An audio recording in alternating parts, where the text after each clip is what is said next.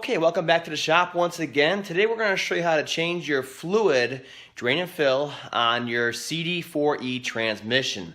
Now this transmission was used in a lot of different vehicles, from the Contour, I think the Cougar had this, the small little Cougar they came out with for a while there, the Escape, of course. There's a lot of different vehicles that use a CD4E transmission, and we're going to show you how to drain and fill it today so you can maintain it. And it's a good idea to do this every 30,000 miles because it has an internal filter that is non-serviceable. So if you want to change it out, or if it gets plugged up, you got to pull trans and split it. Okay, so this is good preventative maintenance, and this applies to what is it, 01 through 2008 Escapes. But like I said, the CD4E is the same thing in every vehicle it's found in. So if you have a CD4E, this is the same exact procedure. So you can use it and maintain your vehicle. Okay, the very first thing you want to do is open your hood and then find your yellow dipstick like this. It's going to be on the driver's side of the vehicle towards the back by the firewall there. We're going to go ahead and take that out, clean it off, put it to the side. And I like to clean the tube itself around the top here in case there's any dirt and stuff like that before it gets dropped down inside of there. Next, we're going to go down below and start draining the transmission out. Now, once the vehicle is jacked up nice and even, both sides, put on jack stands so we're nice and safe, we can crawl underneath the vehicle and we're going to follow the transmission back to this drain plug right here. It's the same location for every CD4E. So it's going to be very easy to maintain this transmission. There's no excuse to not maintain it. It's almost too easy. Okay, so all you need is a regular 3/8 ratchet and extension, and it fits right into there. So we got our drain pan right here. It only drains out about 4 quarts or so. So it simply goes inside of there. This one's overly tight. You may need a 1/2-inch adapter, just the right torque on there. This one was way too tight. You don't need to tighten them that much, okay? Just want to snug them up, and we're of course going to use thread sealant in the end here. So at this point it's loose. We should be able to, okay, there we go. Get it out by hand at this point. So at this point it's loose. We can go ahead and get ready to drop it out of here.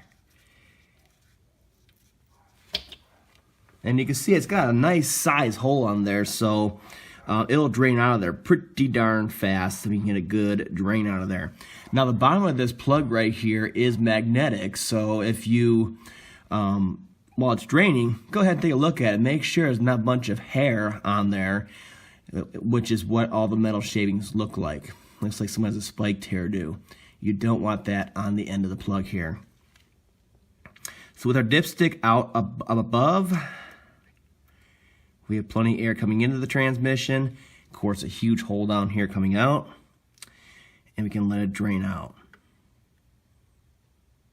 Like I said, this is very, very important because it has a non-serviceable filter.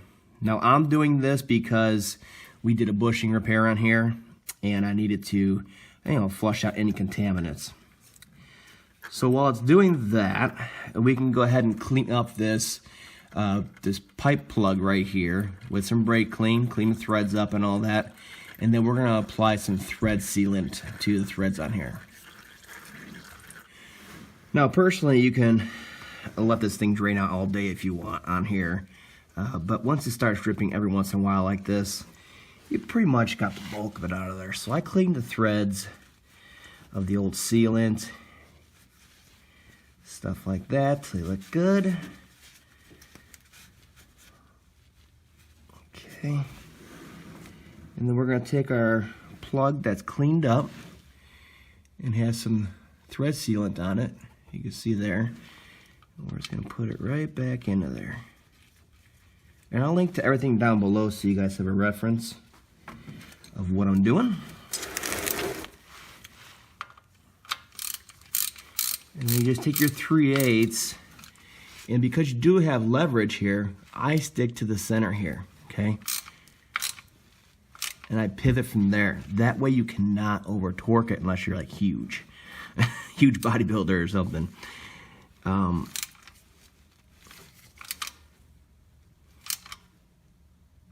Right there, perfect. Now you can leave the sealant on here or clean off the excess. It's in the threads already. But at this point, clean it up down here a little bit, and we're good to go. We can go up top side and fill it back up.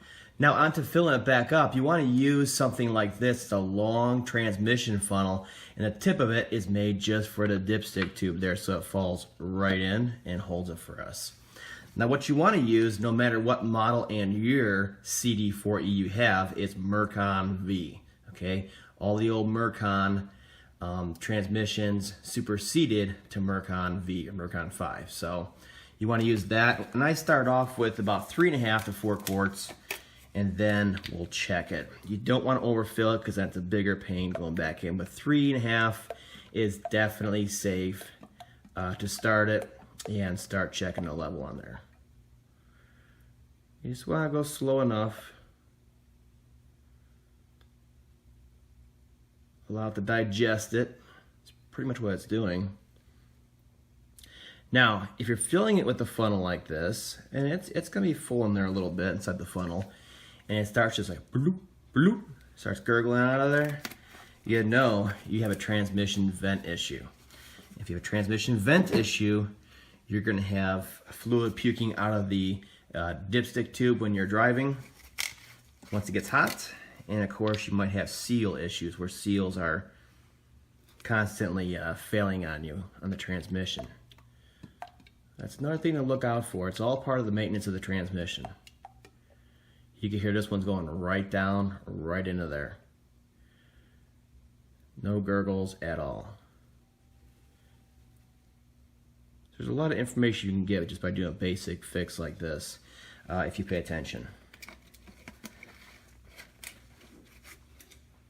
The reason I mention that is because on the CD4E, there's a hose that comes up and then curls over, okay, and it gets pinched by the battery and the air duct right here for the air filter a lot of times whenever there's maintenance done on the vehicle. So it's easy hose to pinch on there.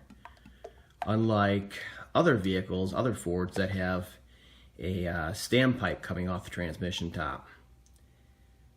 So you got to watch it on the CD4E. And again, that applies to any model year, especially that darn Cougar, the new small Cougar they came out with for a while.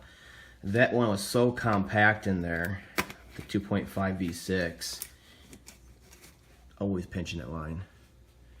We got 3 in there so far. Let's literally do 3.5. I don't want to overfill it. You want to give time for it to settle within the tube so you don't get an inaccurate reading, and nothing's going to happen to the transmission. You only did a drain and fill. 3.5 quarts back into there, we're just fine. Nothing's going to get damaged with 3.5 quarts, but we're definitely not going to overfill it either. So let it drain down just a little bit, and then we'll start it, put it through the gears, and then we'll check it in park. Alright, we let it settle down for a while, and now we're going to check the level on here.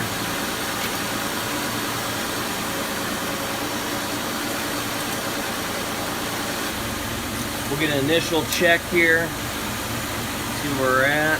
We need another quart or so. We're not even the hash marks, so we're good. Let's put another quart in there.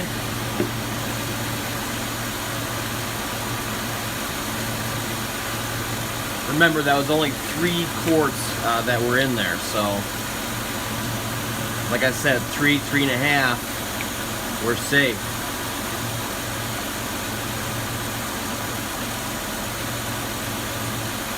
And every time you add like this, you got to make sure you let it settle, or else you're going to get inaccurate readings. Alright, let's go ahead and check it once again.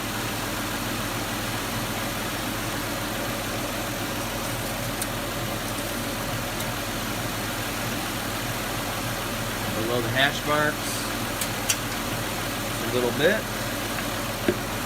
And you just keep checking over and over again until it is in the hash marks.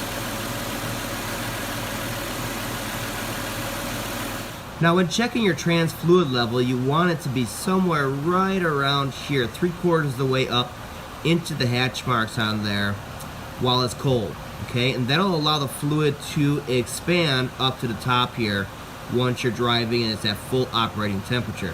Now this stick on here is meant to be checked at full operating temp. So like I said, if you're checking it while it's cold, getting an initial reading on here, you want to be somewhere in the hash marks right about here, okay? And that'll allow the fluid to expand up to full operating temperature. Now alternately, after you know the fluid level's okay, go for a drive, make sure the trans is full hot, and then you could come up and make sure that it gets up to the top of the hatch marks on here. So it's full at full operating temperature on there. But that's about it. It's pretty easy to change trans fluid on a CD4E, and it's one of those things, like I said, you have to do around every 30,000 miles to prevent the fluid filter from clogging. I hope this helped.